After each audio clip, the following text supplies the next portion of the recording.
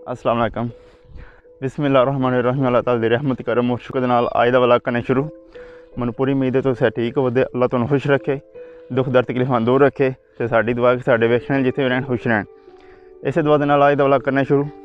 ते जनाबी अली सब तो पहलां मैं तुहाडे नाल सॉरी करना, माजरत करना कि मैं इन्ने दिनों बाद तुहानूं अपना चेहरा दिखा रहा। इसकी वजह एक ही है, शार्टकट तो फिर अपनी गल स्टार्ट करने। गल बहुत ज़रूरी है तो बड़ी इंटरस्टिंग होने वाली है। तो एक ही गल है कि असी काम में मसरूफ है, उस वास्ते टाइम नहीं लब्भा तो गल अपनी स्टार्ट करने। अच्छा जनाबे वाली एक गल है बड़ी ध्यान दे तप्पे नाल सुनने वाली। जदों बंदा मेरी उम्र कर लो, जदों बंदा मेरी उम्र का होंदा ना, यंग मैन 21-22 साल का 25 साल तक बंदा होंदा है, ਉਹਦੇ कोई ख्वाब होंदे ने। ਉਹ ख्वाबां ਨੂੰ सोच के कहंदा मैं हर एक बंदा सोचदा है। वो बंदा कहंदा वा मैं बाहर जावां, मैं अपने जिहड़े ख्वाब ने वो पूरे करां। ते इंदे बंदे च ज़हन दे विच ना बड़े ख्याल होंदे ने, बड़े ख्वाब होंदे ने। वो ख्वाब नूं पूरा करने वास्ते कोई ना कोई तरीका अपनांदा है कि मैं बाहर जावां, पैसे कमावां ते जिहड़े ख्वाब ने वो पूरे करां। इंज ही है।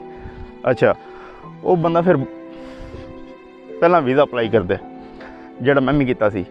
वो बंदा पहलां वीज़ा अप्लाई करदा है, वीज़ा अप्लाई करदा। मैं वीज़ा अप्लाई किया अपना आज 2 साल पहला। मैं चलो असी बाहर जाने, असी वीज़ा अप्लाई किया। मेरे को डॉकूमेंट जोड़े कहते हैं जोड़ा गौरा होंदा ना, उन्होंने तुसीं सारे जोड़े वो डॉकूमेंट ने, जोड़े पेपर ने, वो पेपर सारे उन्होंने दे छड़ो, वो तुहाडा वीज़ा ठग करके लाएगा। असी मान ली गल, असी पेपर पूरे किए, लेकिन 1-2 जोड़ा पेपर सी ना, वो जाती मेरा अपना नहीं सी। ये मैं तुहाडे नाल शेयर कर रहा। और मेरा जाती अपना नहीं सी, वो मैं उंज बनाया सी, मतलब डॉकूमेंट पूरे हो जाए, लेकिन जाती मेरा अपना आखो ना वो नहीं सी। ते इस वजह की मतलब कि वो जिसे रिप्लाई आया वीज़े का, तो वीज़ा मेरा नहीं लगा। वीज़ा मेरा जिसे नहीं ना लगा, मनो उत्थे सियाने बंदे ने किसी ने आख्या कहते तेरा विच पेपर सही है, समझदार बंदा हा।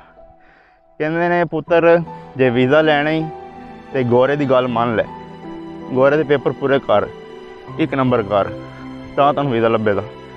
मैं अच्छा, लेकिन मेरे को पूरे नहीं हो सके क्योंकि उस टाइम मैं बिजनेस ही करता सी। बिजनेस नहीं हा, बिजनेस डॉकूमेंट मैं लाना सी, वो नहीं करता सी। उस तो बाद ना मेरी जॉब लैटर लाना सी, वो भी नहीं ला सकिया। तो ये कोई चीज़ां ना मेरे को पूरियां नहीं हो सकियां। मैं उत्थे ठप काढ़िया। मैं बाबा जी की गल मान लैने, बाबा जी तजर्बाकार लगते हैं, तो बेहतरी आख्या होना ने कि पेपर पूरे कर तां वीज़ा लभना।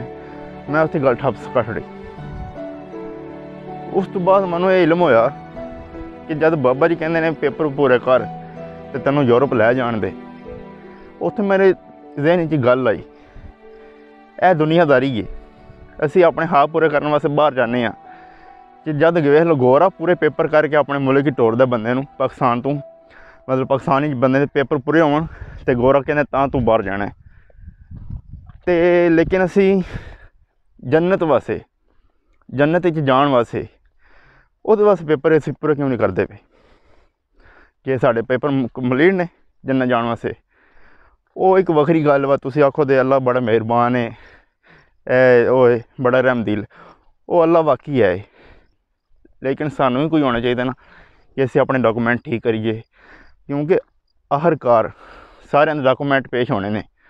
एक वड्डी असैंबली च एक वड्डी एम्बैसी होनी है, जिहड़ी क़यामत तक दिहाड़ी लगनी है। तुहानूं सारिਆਂ ਨੂੰ पता होना चाहिए। ये तो आम एम्बैसियां ने ना, इत्थों वीज़ा रिजैक्ट हो गया, तुसीं वापस आ गए हो, नहीं जा सकते। लेकिन उत्थों जिहड़ा वापस आ गया ना, वो फिर तुहानूं आपू पता है। तो फिर मैं सोचा जिहड़ा गोरा अपने मुल्क च पेपर ना कंप्लीट होने वजह दी नहीं वड़न देंदा, तो अल्लाह ना पेपर कंप्लीट होने की वजह जन्नत वड़न देदा।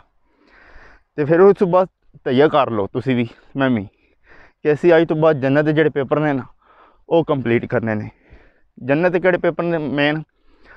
नमाज, रोज़ा, ज़कात, हज अगर इस्तात रखदे हो तुसीं ते गरीबां दा हक मारना बिल्कुल ही छड्ड दिओ। वो फिर गल आई कहंदे ने छड्ड दिओ। बंदे लंगर नहीं खाते, कोई बंदे, सारे नहीं मैं कहता, बंदे लंगर नहीं खाते, ਬੰਦੇ ਨਿਆਜ਼ ਨਹੀਂ ਖਾਂਦੇ, ਲੇਕਿਨ ਬੰਦੇ ਗਰੀਬ ਦਾ ਖੁਰਾਕ ਖਾ ਜਾਂਦੇ ਨੇ। ਇਹ ਕਿ ਮਤਲਬ ਗੱਲ ਹੋਈ, ਲੰਗਰ ਨਹੀਂ ਖਾਣਾ ਦਰਬਾਰ ਦਾ, ਨਿਆਜ਼ ਨਹੀਂ ਖਾਣੀ, ਲੇਕਿਨ ਗਰੀਬ ਦਾ ਹੱਕ ਖਾ ਜਾਣਾ। ਗਰੀਬ ਦਾ ਹੱਕ ਭਾਵੇਂ ਜ਼ਿਆਦਾ ਜ਼ਰੂਰੀ ਹੈ, ਜ਼ਿਆਦਾ ਇੰਪੋਰਟੈਂਟ ਹੈ, ਅਤੇ ਇਸ ਗੱਲ ਵਾਸਤੇ ਤੁਸੀਂ ਥੋੜ੍ਹਾ ਧਿਆਨ ਕਰਨਾ। ਅਤੇ ਅਸੀਂ ਅੱਜ ਤੋਂ ਬਾਅਦ ਤਈਆ ਕਰ ਲੈਣਾ ਕਿ ਅਸੀਂ ਜੰਨਤ ਦੇ ਪੇਪਰ ਮਗਰ ਲੱਗ ਜਾਣਾ। ਇਹਨੂੰ ਪੂਰਾ ਕਰਦਿਆਂ ਇਨਸ਼ਾ ਅੱਲਾ। ਤੁਸੀਂ ਆਪਣੇ ਸੱਚੇ ਦਿਲ ਨਾਲ ਤਈਆ ਕਰ ਲਓ। ਅਤੇ ਇਹ ਛੋਟੀ ਜਿਹੀ ਗੱਲ ਆਹੀ ਜਿਹੜੀ ਕਿ ਮੈਂ ਤੁਹਾਡੇ ਨਾਲ ਸ਼ੇਅਰ ਕਰਨਾ ਚਾਹੁੰਦਾ ਸੀ, ਅਤੇ ਹੋ ਗਈ ਹੈ। ਅਗਰ ਤੁਹਾਨੂੰ ਅੱਛੀ ਲੱਗੀ ਇਹਨੂੰ ਲਾਈਕ ਸ਼ੇਅਰ ਸਬਸਕ੍ਰਾਈਬ ਕਰ ਦਿਓ, ਬੈਲ ਆਈਕਨ ਦਾ ਬਟਨ ਦਬਾ ਦਿਓ।